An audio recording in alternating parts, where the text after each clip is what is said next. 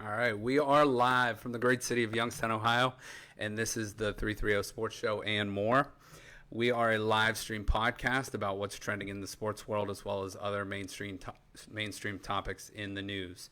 Each Tuesday and Thursday from 1 to 2 p.m., we'll take a closer look at some of the biggest stories in the sports across the country and right here in our valley. Today is Tuesday, September, I can't believe it's September already, September 1st, 2020. My name is Justin Coffin, and I'll be your host for today. We have Joe Danier working behind the scenes here today. He's the founder of Youngstown Studios. And in just a couple minutes, we're going to be joined by Mount Union assistant men's basketball coach Dave Spires. And we're going to dive into some different topics today, such as social injustice, the NBA playoffs, NFL win totals, so over-unders, Mount Union men's hoops. We'll also be talking a little bit of bourbon, where we dove right into the Buffalo Trace already this afternoon.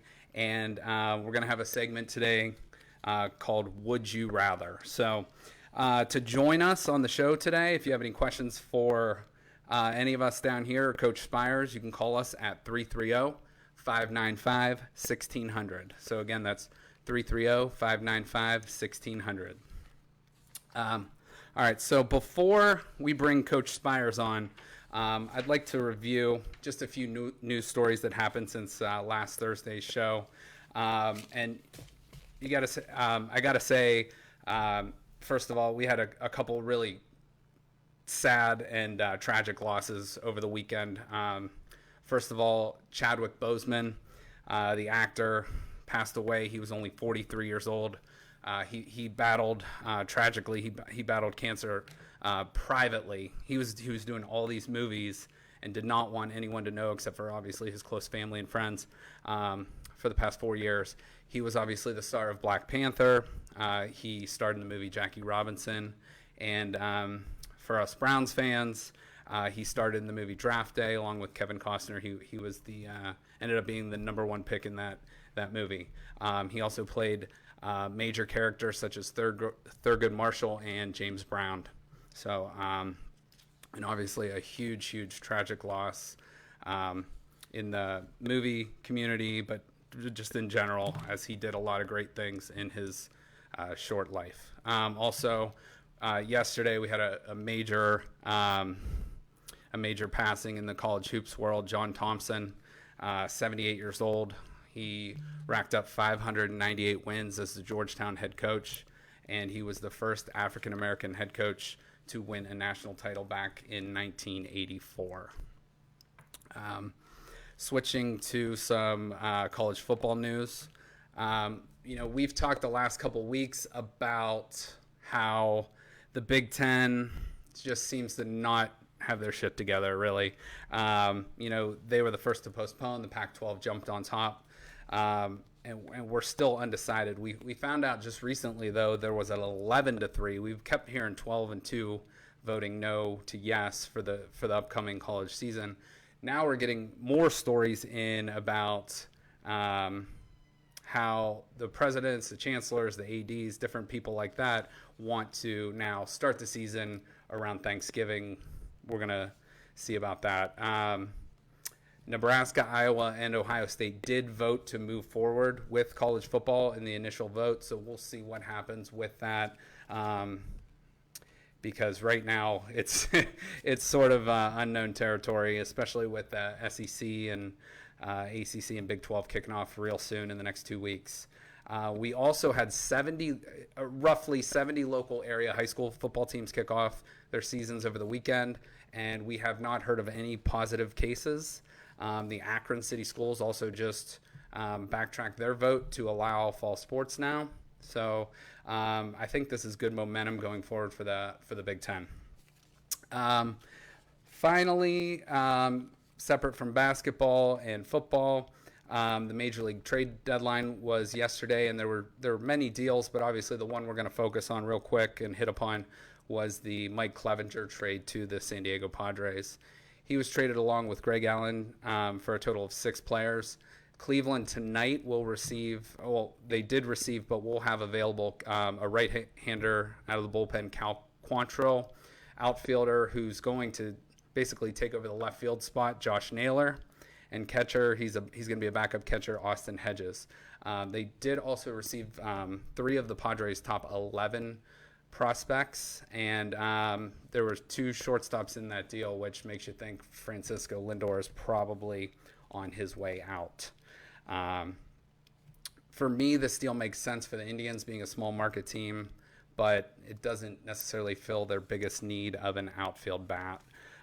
So hopefully Josh Naylor can get in the lineup and do some things. And last bit of news, we have a Game 7 tonight in the NBA, Utah and Denver. Obviously, that series is tied 3-3, so winner take all. Last night, the OKC Thunder forced Houston to a Game 7, which will be Wednesday night.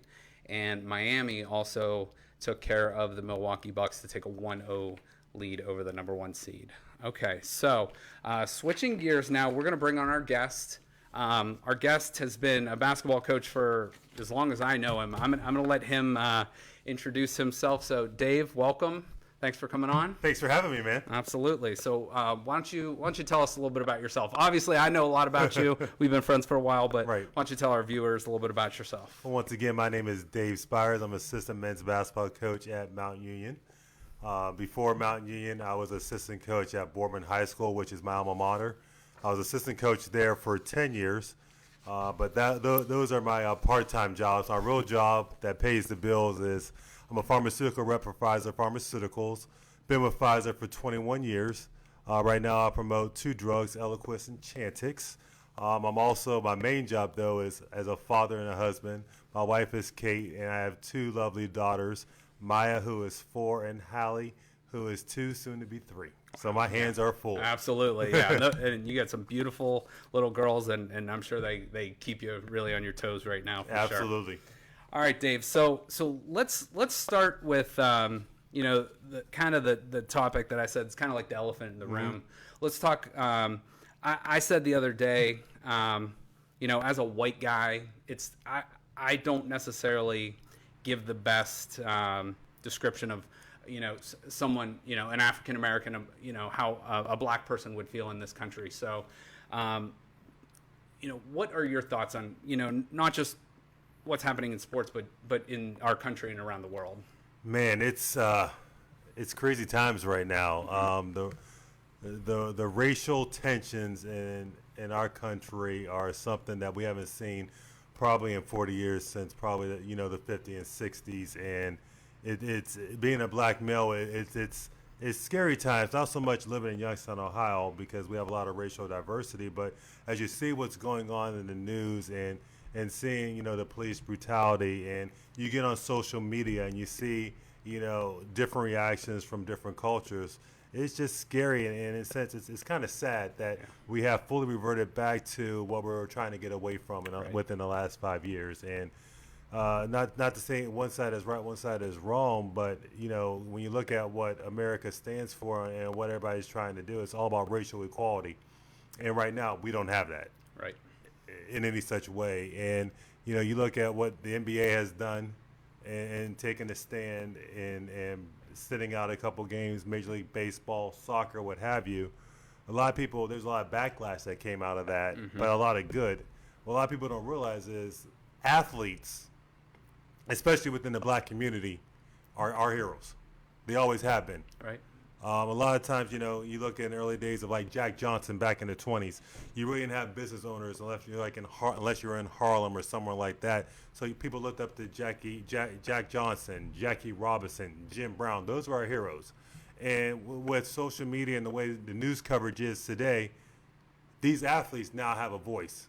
They not only speak for themselves, but they speak for the black community as well. And with everything that's going on with social injustice, African Americans in this country are sick of it. All we want is racial equality. One of the big hot topics that we've had before is Black Lives Matter, and we're not saying Black Lives Matter above anything else. We're saying all lives matter, equality, but Black Lives matter. Right. Exactly. Not more than anything else. It just matters. Yeah. The best comparison I heard is when someone says, "Well, when you're talking about different cancers. It's Right. like, well, Yes. just because you're supporting this cause Right. doesn't mean you don't care about the other Right. cancers, you know? So I think that really goes hand in hand with exactly what you're trying to say. And I said the other day on the show, the best thing I heard was Jim Jackson said, we don't want to be treated better. Nope. We just want to be treated equal. Absolutely. And, you know, again, for someone like me who's never been in your shoes or, you know, any African-American shoes, it's hard for me to have a true perspective on that. But I appreciate your thoughts and what you're thinking on that. You know, I don't want to get too in-depth, but have you ever experienced any, you know, being treated unfairly just for being you? Absolutely. You know, there's several times you've been pulled over, you know, by the cops, and first thing, if I'm on a telephone call, guess what I'm not doing? I'm not getting off that call. Right. I'm saying, hey, I just got pulled over, you know, for whatever it may be. What were you doing? I was speeding. I was doing like 40 and a 35. Right.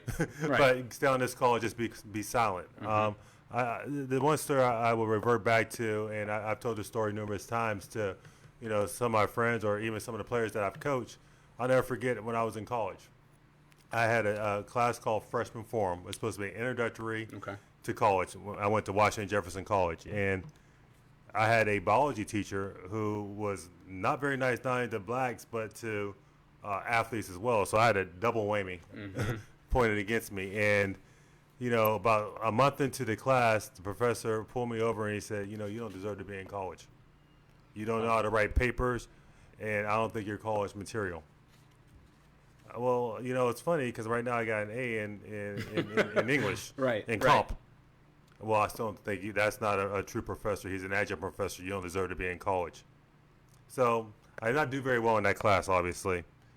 When I graduated, he walked right by me, and I tapped him on the shoulder. I said, "Guess what? I graduated." You know, so I love it. You know, I mean, it was a satisfying feeling, sense of satisfaction for me to actually look at that professor who told me I couldn't do something. Yeah.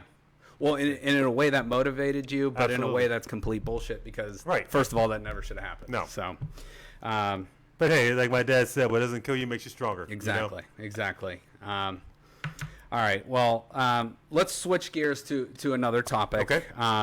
And let's talk a little bit about you know, the team you coach right now, Mount Union. You know, just checking out your guys' roster.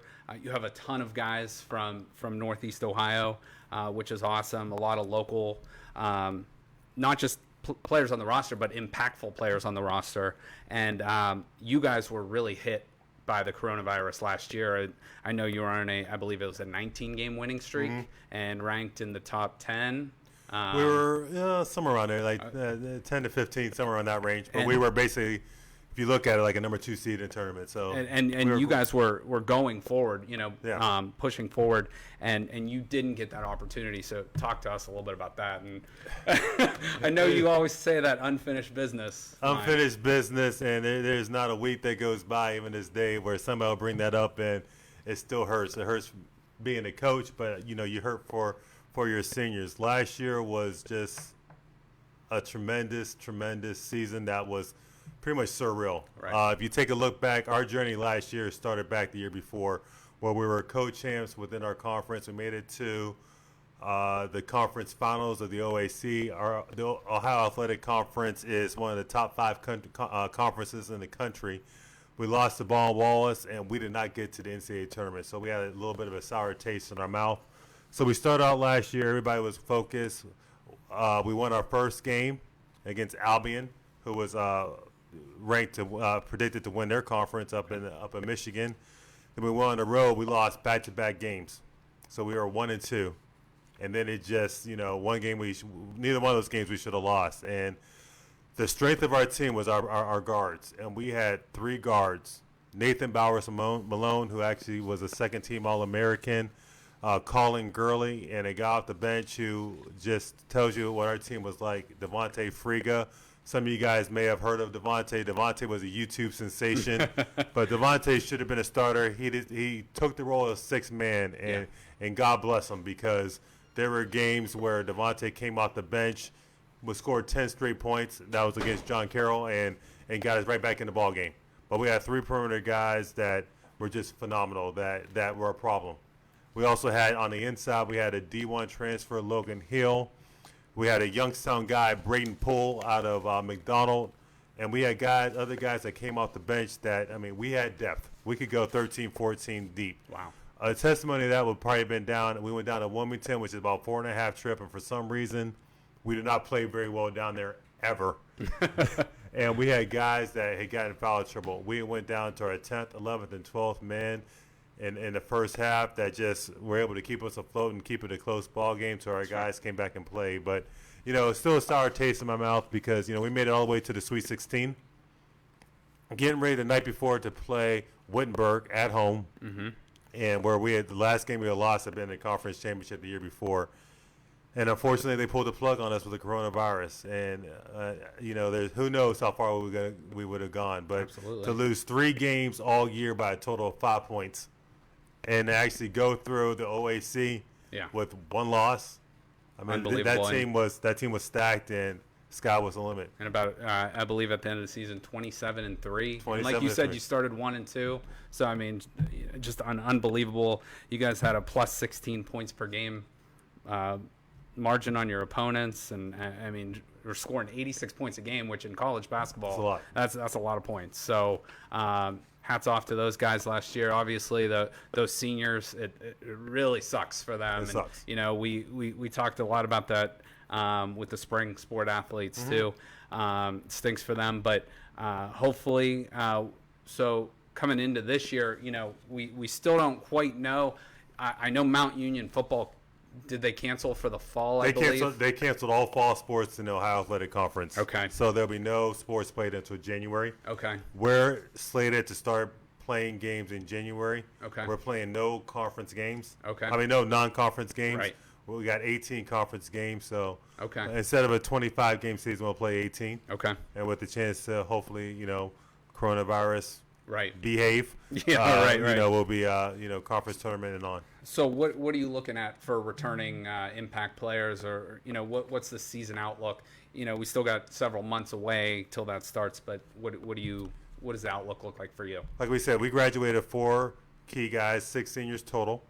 But, you know, we're at the stage right now, which we've been there for 10 years, and Coach Fieldline has said since day one, he wants to win with guys from Northeast Ohio. Yeah.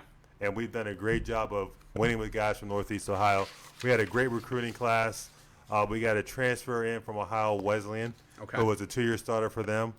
We've got a kid by the name of Christian Parker from Canton Glen Oak. He was All Ohio as well. He was a Federal League Player of the Year. Okay. So the way we look at it is we got guys that we built this program up to where we want to be. So we're not rebuilding, we're reloading. Okay. So, you know, our expectation is to, you know, win the conference and make the NCAA tournament. And I think at this stage right now, anything other than that is an unsuccessful season.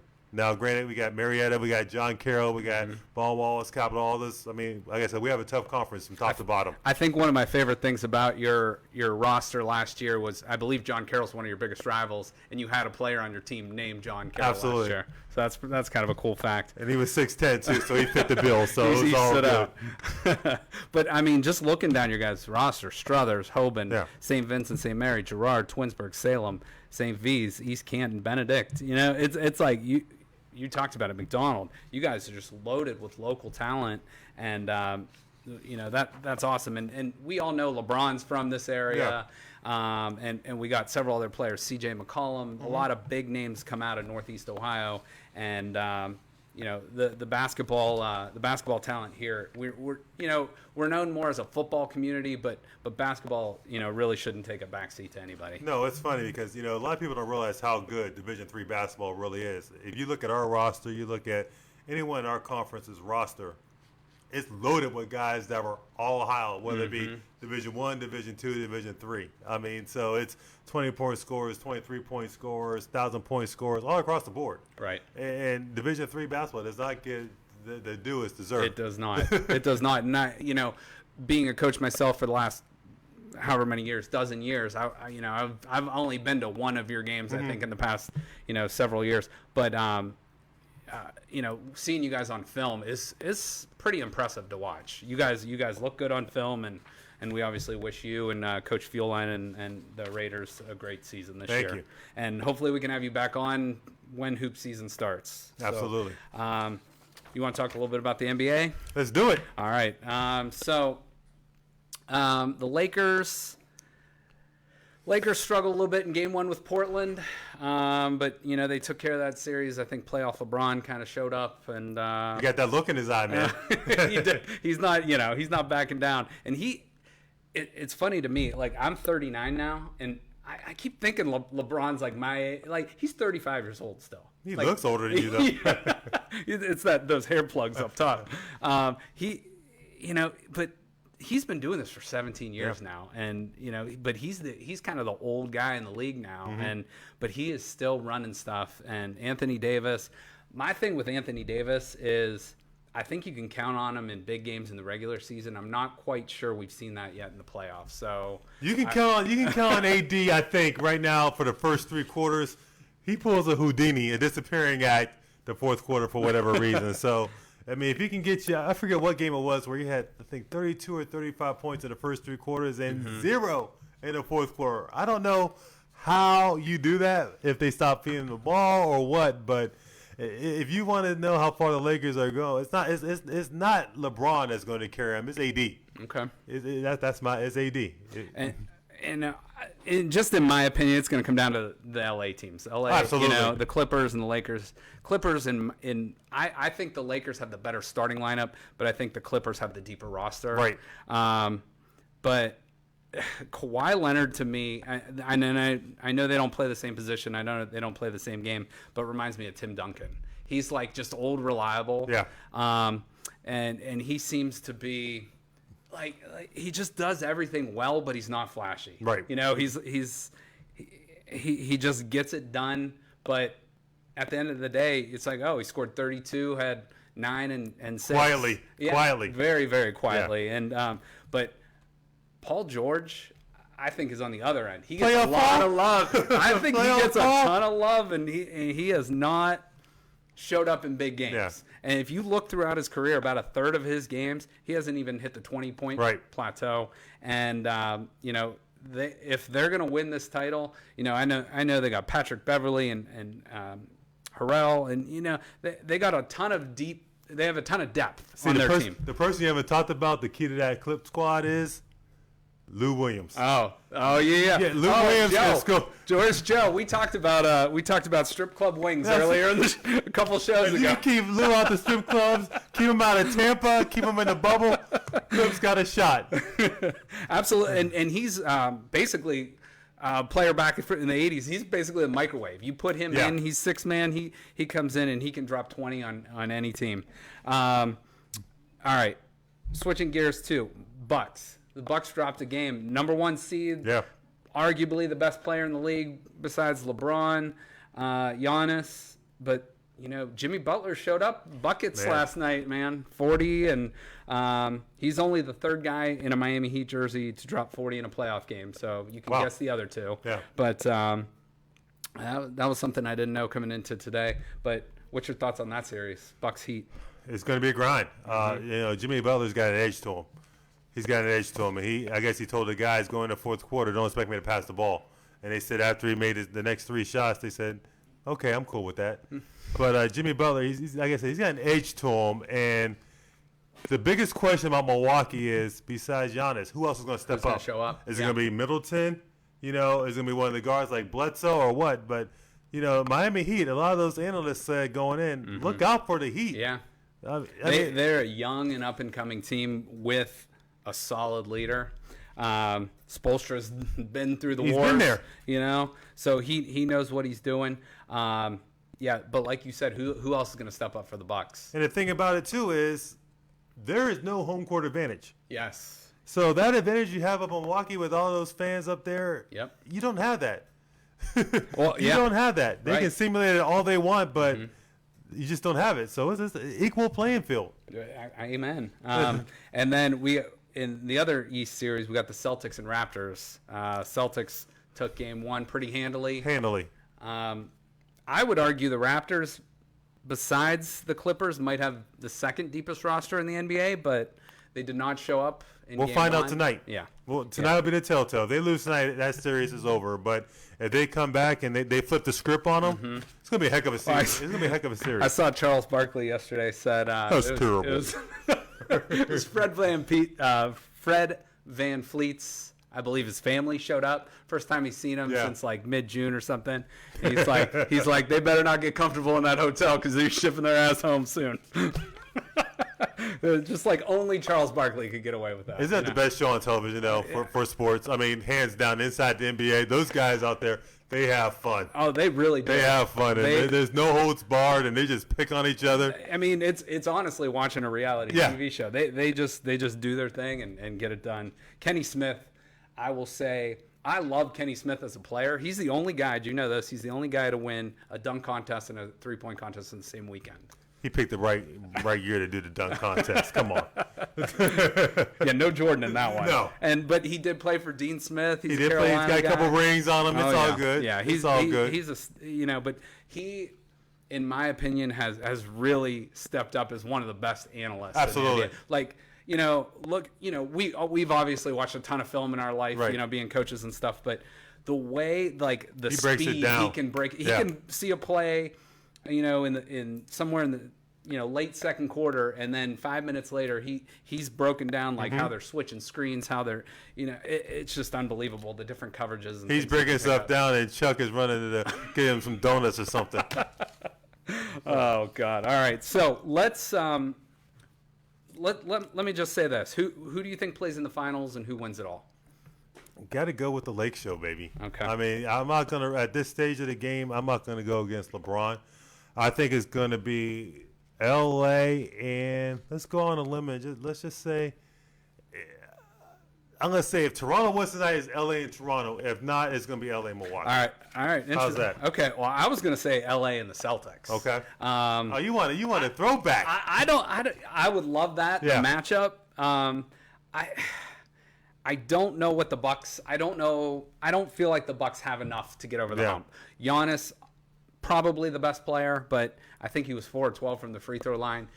I mean, that can't happen. You cannot. The free throw line separates a good team from a great team in the playoffs, especially the NBA when there's so much ISO ball and who's getting the ball in clutch time. And Giannis still is not a great shooter. Speaking of that, though, too, the Lakers are not a great shooting team. They're missing Avery Bradley. Yeah, they're gonna miss Avery Bradley, but you know what? Kuzma can get hot. Yeah. A couple of those guys, Caruso can get hot. But arguably, you got the best two players on the floor at any given time. Right. Lake Show gonna win it for the Mamba. All right. And this is the year. This is the year for them. I'm gonna say Lakers Celtics, and I'm gonna say Lakers win in 6. Okay. Celtics kind of a dark horse pick to go. So we'll see what happens on that. We'll touch back on that. And, no doubt. See if we win. All right. All right. Let's switch now to football. Okay. So football. I believe I saw it today. We're 9 days away from kickoff, which is pretty insane. So we got Thursday night games. I'm just going to throw out a few teams. I'm going to tell you their win totals. Okay. Vegas is projecting, and you just tell me over under. Gotcha. Let's do it. All right. So I think the Arizona Cardinals are kind of a sleeper team. Absolutely. Kyler Murray. They got Hopkins now. That's a scary team. The never-aging Larry Fitz. Larry Fitz. And they got a really up-and-coming young defense, I think, as well. So Vegas has the Cardinals at 7 wins. Ooh. That's and the thing about that, for some reason I was thinking about that on the way over here. The NFC West is tough, man. Mm-hmm. Top to bottom. And if you look at any prediction, Arizona is probably predicted to finish 4th in that division. Sure. I'm going to say under. Okay. But it's going to be close. Well, with 7, you can even say a push, too. Let's do push. I like that push. All right. Push. So you can push it with the 7. All right. I'm going to say over. I'm going to say they get 8 wins. Ravens. Ravens are at 11.5. Now, Ravens finished 14-2 last under. year. Okay. We're going to find out how MVP. good we're going to find out how good Lamar Jackson is. Okay. Tennessee had the recipe for him. I'm a homer. I'm a Pittsburgh fan. Yep. First time Pittsburgh played him, they had him bottled up. Second time, he ran all over him. We're going to find out real quick. You know, the NFL, you get a whole offseason to prepare. Right. We're going to find out how good Lamar Jackson is. So I'm going to say under. And if he can become a little bit more of a pocket passer, I think he set the rushing record for a quarterback, beating Mike Vick. I think he had around 1,200 yards or something last year rushing. So, unbelievable. Yeah, I'm saying under because I think the rest of the division got better. I'm going to still say over. I'm going to say they go 12-4. 14-2 to 12-4. It sounds like a down year, but you're going 12-4. You're still 1 or 2. I got him at 11-5. Okay. So, all right. So which is less than 11.5. So exactly. So you're going under. I'm going to take the over. Bills 8.5, a playoff team from last year. 8.5. I got over. Okay. I'm going to take under, and I'm going to say Bills are going to go 500, 8-8. Ooh. You don't think they make the playoffs? I don't think so. Wow. I don't think so. I know the AFC East is going to be down. And Bill, you trust? I don't know yet. Okay. Cam Newton, from what I hear, looks great. I heard he looks damn good in the Patriots uniform. Cam. That's for you, Don. Bears 8. Under For me as well. I No. don't trust in Trubisky. I know he's a Cleveland guy. I forgot about Foles over there. I forgot about Foles. I heard, though, they are the leading contenders to get Leonard Fournette. So that's interesting. I didn't hear that. Okay. With Tariq Cohen, that's a pretty formidable backfield. You got tough division still, though. Yeah, I'm going to say under. I don't think the offense has enough. Browns. What is it? 8.5. I got him at 9-7. Okay. And actually, that's what I have. Just to validate it, I got it 9-7 on my paper too. Cleveland. I mean, the AFC North is going to be interesting. I think, like you said, NFC West, AFC North. Yeah. I think two most competitive AFC divisions. North. I mean, it's on Baker. He's got the weapons around him. He does. Defense is going to be good, decent. I think It's a make or break year for Baker. I agree. But you got arguably one of the best running backs in football. Top 2, top 3 running back. You got a running back combo, bro. Yeah, well, Kareem Hunt too. you got a running back combo. Plus, you got 2 stud wide receivers. You got 2 stud tight ends. A very good offensive line. But the defense, we were talking last week on the show. They've been dropping guys like fly. You know, so the defense is where we're going to see if the Browns are a playoff team or not. Cowboys. I thought you'd come with it. No, we're getting there. We're getting there. Cowboys 9.5 in Vegas. I'm going to say the Cowboys win. I got some friends that are going to call me a hater. 9 games. Okay. I don't think the Cowboys make the playoffs. All right. You and I are on the same page with this. I got the Cowboys 9-7, so I'm taking the under as well. Another sleeper team, I think, possibly in the AFC, Denver. Vegas has them at 7.5. I'm just going to say I'm taking the over. But I think they're only going to finish 500, 8-8. I was going to say 8-8 as well. Okay. I think they got a nice young receiving core.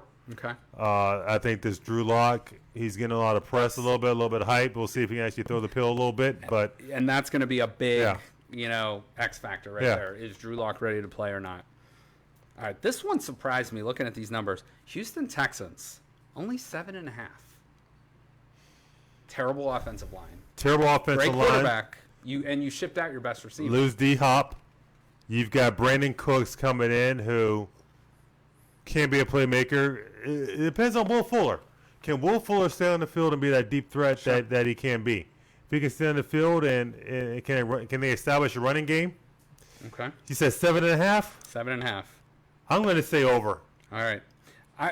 I think Vegas knows on this. I'm going to go 7-9, so I'm going to take the under. Okay. But for me, that's almost feels like a sucker bet to me, or in the sense of like Houston. They've been so good. They had Kansas City up 24-0 in the playoffs, and I can't say that to Deshaun Watson though. Yeah. And so if they can keep him upright, that's a huge factor.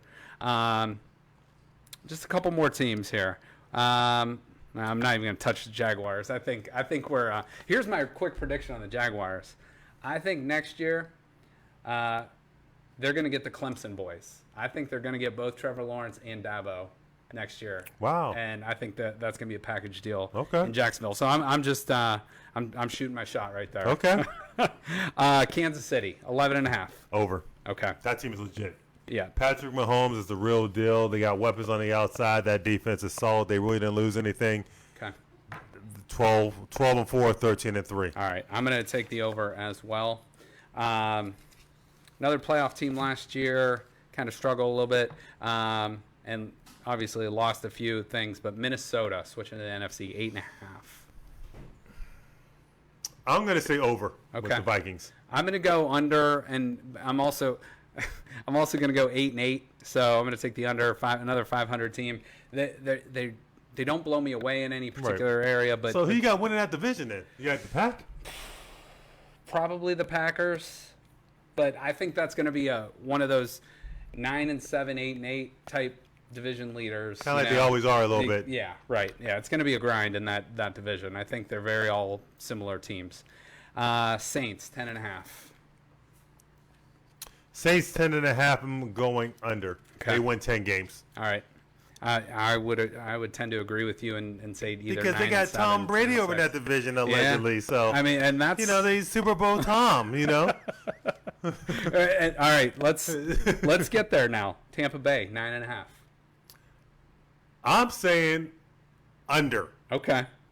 I Interesting. because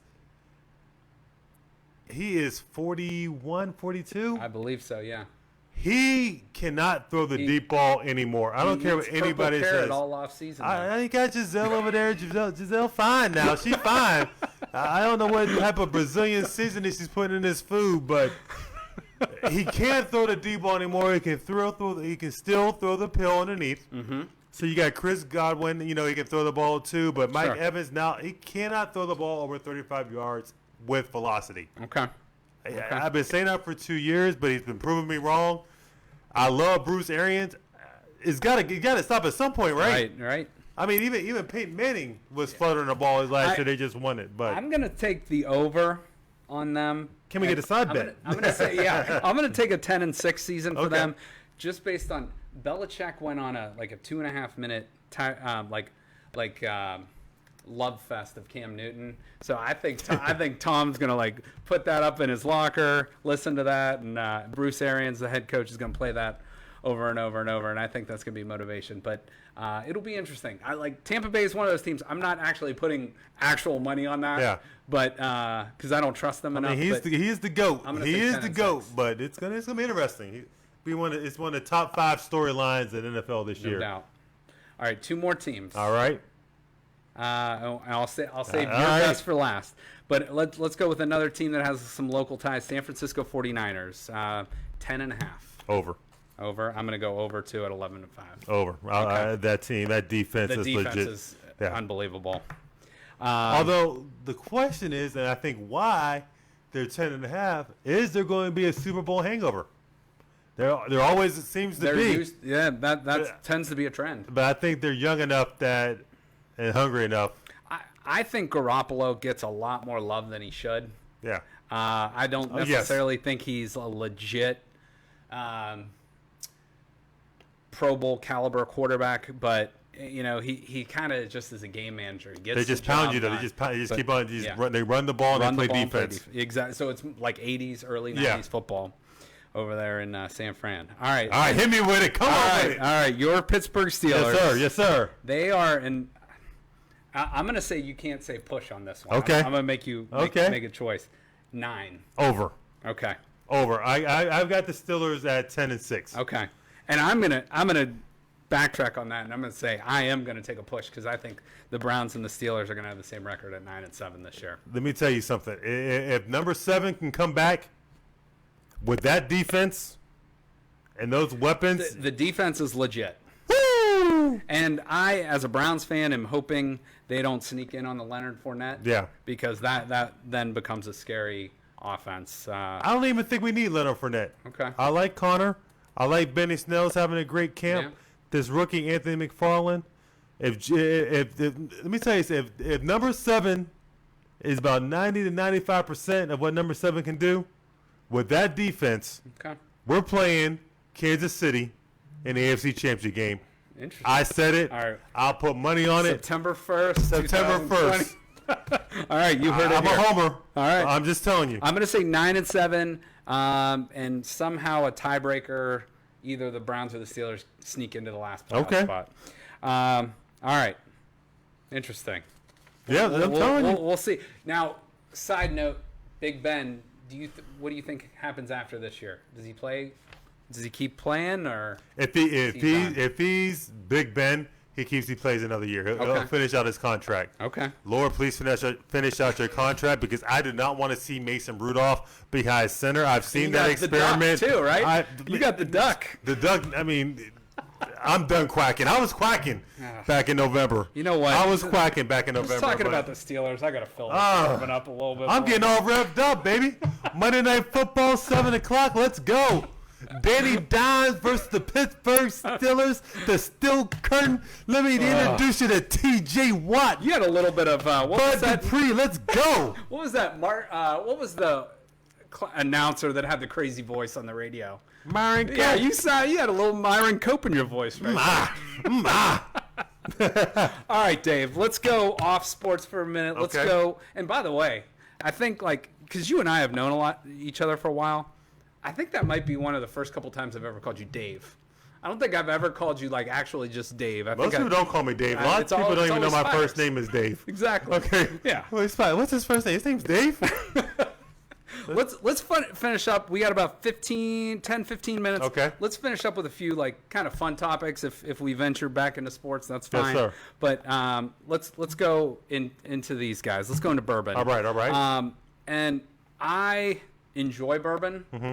I wouldn't say I'm quite the connoisseur as you are. We have a mutual friend that told me you have quite the stockpile at your house. I probably have about 7 or 8 different bourbons at my house. I got the classics: Bulleit, Woodford, Maker's Mark, Buffalo Trace. Which Buffalo Trace, by the way, it's like $25. Can't beat it. I would say I'd put that $25 up against a lot of $100 bottles of different things I've had. I bought that bottle of Boone County. Have you opened that yet? It is. It is good. Okay. It's a lot stronger. I would say it's a little smoother. Yeah. But I think if I had what I had already, I'd be on my ass. Okay. I just feel like it's a little bit stronger. Lightweight. This is, to me though, Buffalo Trace. That would be a go-to for me from now on. Great house bourbon. Hopefully we can get them as a sponsor down the road. But give us some ideas. Let's say you're on let's say like a $50, you want a good bottle for like $50. Give us like maybe some bourbons you might recommend. Everybody recognizes like the Maker's Mark, the Woodford. Around the $50 range, something that's very underappreciated is the Old Forester line. Okay. The 1810, 1910, the 1920, which comes around a $59 price point, is absolutely phenomenal. I'll put that one up against anything. Okay. Some other good ones are Michter's. Yeah. Michter's is phenomenal. That's a great just house one. A new one that I recently discovered, I've seen it come up on a bunch of lists, is the Evan Williams Single Barrel. Okay. It runs about $28, $29 a bottle. Okay. Phenomenal, especially if you're looking at something good solid to sip on neat or with a little ice or for a cocktail. Evan Williams Single Barrel. One that a lot of people don't even realize is Larceny. Have you ever had Larceny? I have not. I've never even Larceny heard of it. is around $24, $25. Okay, and it always falls on a list for bourbons that under $30. Okay. And you can actually get the 1.75 liter for about $35, $36. Okay. So Okay. It's a great bourbon. And you had told me about Weller's or Weller. The actual Weller Special Reserve, it's the green label. You can get that around $22, $23. Oh. You're not going to find a better bourbon for Okay. $22 or $23. And what makes Weller so good, everybody's heard of Pappy Van Winkle. Yeah. Pappy Van Winkle is Special Reserve, just aged longer. So the Special Reserve, I think, is aged for a year or two, and then Pappy Van Winkle is 10, 15, 20, 25, Oh, whatever, wow. how far they go. Okay. So all it stays in the barrel a little bit longer. Okay. But same formula. All right, and I told you a little bit before the show, like talking to you about bourbon, I felt the need. I had to know a little bit more about it. So this is just a quick definition off the web of, for a whiskey to call itself a bourbon, its mash, which is the mixture of grains of the product, must contain at least 51% corn. I had no idea about that. But the mash must be distilled at 160 proof or less. And then they're stored in charred oak barrels at 125 proof or less. So pretty cool, because from what I hear, why Kentucky is so good, it gets really hot in the summer and really cold in the winter. So it's sort of like our roads around here. That's why we get all the potholes. It expands, it contracts in those barrels. Plus, it's the lime water. The lime water. Yep. From the limestone. Okay. They get their water from the limestone that makes it true Kentucky bourbon. And if Okay. you go down there, they say Tennessee's made it, whiskey's made in Tennessee, bourbon's made in Kentucky. Okay. and I know you've been on that bourbon trail. Yeah. Would you recommend that for people that want to check it out? Absolutely. I mean, it's a great experience. Every tour is different. It's not like Napa Valley where, you get to do all these great tastings. Most of the time, all the good stuff you're not going to taste. Yeah. At the distilleries, it's just good to get the knowledge behind it. Sure. And the true experience of the bourbon trail is actually going to the bars and getting your hands on things you normally can't get your hands on in Ohio. Okay. Yeah, and for anyone around the Youngstown area, I stay updated with Chalet Premier. Absolutely. Chalet Premier. Shout out to Chalet Premier. They have the best bourbon selection in town. Not going to disrespect anybody, but they've done a great job of getting all their bourbons in. Shout out to Chalet Premier. But they do a great job, and those guys over there are great. Absolutely, and I know Tuesday mornings a lot of times they'll post. I mean Wednesday mornings. I mean they will bring in their new Come on, stock. man. So that is Wednesday mornings. They come in with their new stock. But I've been out there a couple times Tuesday at 9 a.m. and jumped. They don't open on until 10. 10 a.m. 10 a.m. Wednesday morning. All right, Dave. Couple more things. I just want to make sure we're staying on time here. But let me switch to a topic we haven't done yet on the show. And this is going to be a little bit more of a basketball-oriented one. But would you rather? So I'm going to ask you a question, and you got to pick one of these two. All right. All right. So if your life depended on this result, would you rather – you had to score. Let's give you – we'll say you get 5 opportunities. Okay. Would you rather try to score against Kawhi Leonard one-on-one?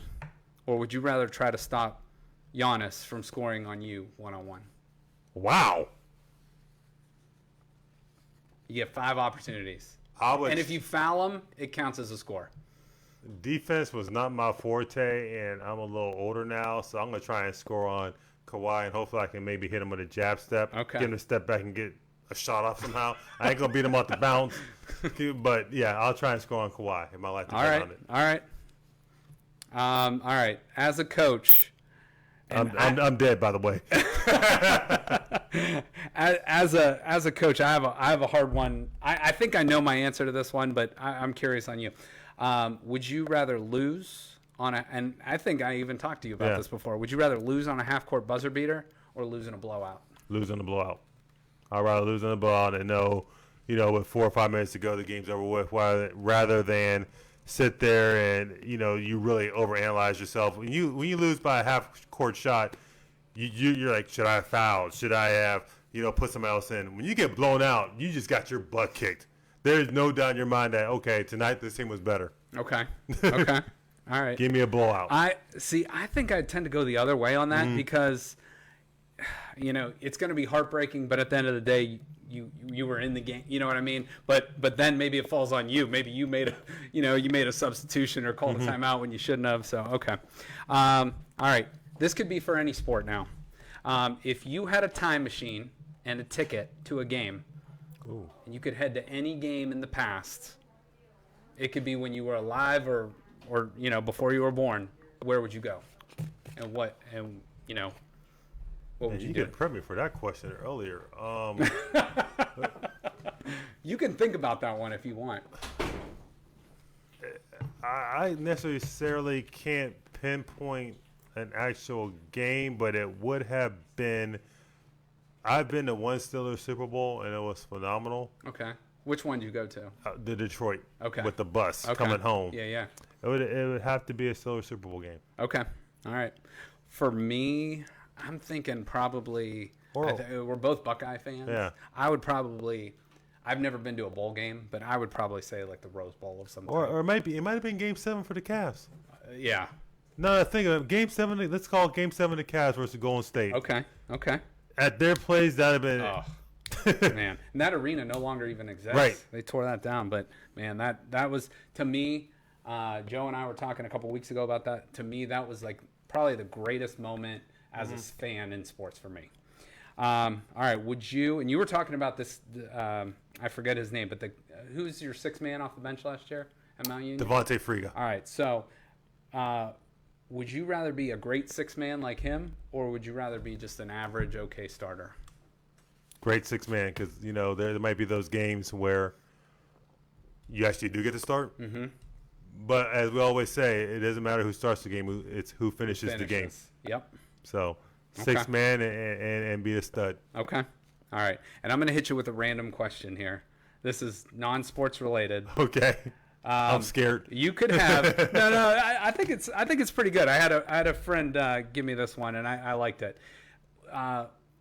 Would you rather have unlimited flights anywhere in the world, so they're free, right, or never pay for food at a restaurant again? Unlimited flights. Okay. Hands down. I can pay for my own food. Okay. I can't fly to Maldives. I can't fly to Australia. You know what I'm saying? I can't fly to. Okay. All right. Free unlimited flights. What if I told you it was Coach? I'm okay with Coach. Okay, Give me an LC, baby. I'm good. Well, how tall? You're what? 6'5"? I'm 6'5" and a quarter. 6'5", okay. Yeah, and so, a biscuit. 6'5" and a biscuit. And I'm about 6'2". We don't get that like extra little leg room, Can I pay for the upgrade? No. I'm still taking the flights all day. All right. Okay. All right. So those were my would you rather questions. Now we have about 3-4 minutes. Okay. I want to wrap up with a few things. Okay. So on our Facebook, little preview, you had told me you have and we joke about this in our group of friends too. You have been mistaken several times for Richard Jefferson. Mm-hmm. So you use this story to, or this comparison, doppelganger, whatever you want to call it, to your advantage. Correct. Why don't you give us a little story about that? If you can, in about a minute and a half. So we're going back probably about 15 years. And we were down the first time we used it, we were down in Miami for one of my brother's friends' bachelor parties. And we were trying to figure out where to go. We were waiting in line. And one of the guys said, I'm tired of waiting in line. You know who you look like? You like Richard Jefferson. Everybody's like, yes, you do. So I'm like, go tell me Richard Jefferson. I'm like, I'm not telling him anything. My brother goes to the front line. Hey, listen, I got Richard Jefferson with me. We're tired of waiting in this line. Can we get in?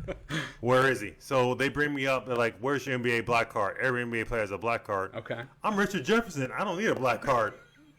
All right, come on in. I've never heard of this. Yeah, so they shuffle us back to VIP. Okay. And we're in the VIP section. Next thing I know, they're bringing over a bottle. We got 2 free bottles of liquor. Then they usher in girls. They're like, oh, Richard Jefferson. I'm like, yeah, baby. And so, we've used that a couple of times. Oh, yeah. Probably about a month later, I visit my brother down in North Carolina. And we're waiting in line once again. He does the same exact thing. And the bouncer was actually looking at us. Okay. He's like, I got my client here. It's almost 2 o'clock. Can we get in? The bouncer goes, I thought that was you. And all I could do was keep a straight face. The owner of the bar came over and said, thank you for coming to our club. That's fantastic. And the legend was made. The legend lives on. RJ, baby. No offense, RJ. And, living in his shoes, you wouldn't have had to be at Game 7 because you were there. Exactly. In 2016. There you go. There you go. And last question I have, and no names, please. Okay. But the term cheese dick is it I'm going to say this word has been referenced in the movie The Sixth Sense and I believe Identity Theft, but this word has been now part of my vocabulary for about the past 10 years because of you. Can you give us just a little bit of backstory with that? So that term came out one night and we're out, and if you're going to figure out what a cheese dick is. It's probably that person that will be at the gym that every day they come in with sweatpants, like a hoodie on, sleeveless hoodie, always up. Or I forget who the person was, but he had said something to one of my buddies, and he's like, "What?" He's like, "Yeah, I'm talking to you." He's like, "You like look like a, I don't know, like a cheese dick."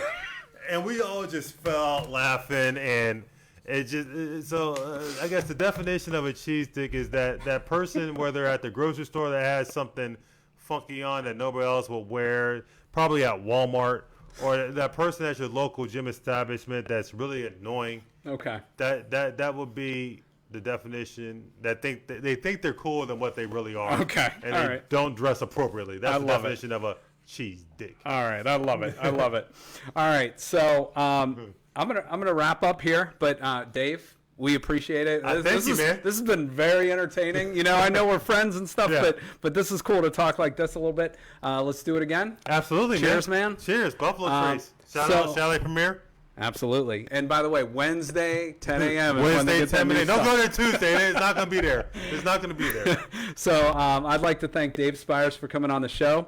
Joe Danier for running things at Youngstown Studio for us. My name is Justin Coffin, reminding you that it costs exactly $0 to be a good person. So don't be a cheesesteak. Have a great day, and we'll see you on Thursday.